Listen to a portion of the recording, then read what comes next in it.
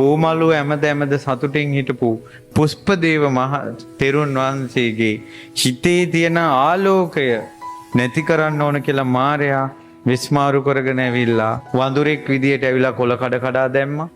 ඇයි අර ස්වාමීන් වහන්සේට අතු ගන්නකොට හිතට එන ආලෝකේ මාරයාට පේනවා ඉරට හඳට වැඩි එළියක් හිතේ. හිතේ ආලෝකේ තියෙන අය තමයි විමුක්තිය කරා යන්නේ. එයට බාධා කිරීම පිණිස ඔහු විස්මාරු කරගෙන ආවා. ඊට පස්සේ ඒ කොළ ටිකත් අතු ගාලා ආයෙ සතුටුයි. තවත් එළිය වැඩි වෙනවා හිතේ. ඊට පස්සේ හරකෙක් විදියට ඇවිල්ලා ගොම්බෙට දාගෙන ගියා. උන්වහන්සේ ඒ ටිකත් අයින් කළා. ඊට පස්සේ ආවා මේ කකුල කොර වෙච්ච මිනිහෙක් විදියට හැරමිටිය ගහගෙන කකුල අමන්දගෙන එනවා. අර කකුල උස්සන්න නැතුව ඇදගෙන එන්නේ.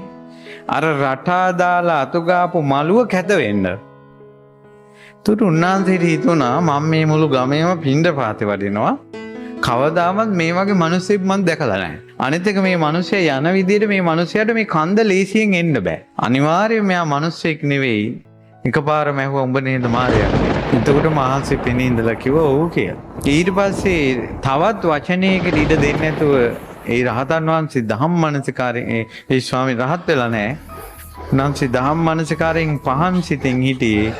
ඊට පස්සේ උන්වහන්සේ ඇහුවා උඹ මාර්යා නම් උඹට පුළුවන් නම් බුදුරජාණන් වහන්සේ මවලා පෙන්නපන්. ඉතින් එයා තමන්ගේ බලය පෙන්වන්න මැව්වා. මවනකොට ඒ බුදුරුව බලබලා හිතේ තිබ්බ සතුටත් එක්ක යෝනිසෝ මනසිකාරයේ දෙනුට එහෙම්ම රහත්වයට පත් වුණා. කොතනින්ද පටන් ගත්තේ?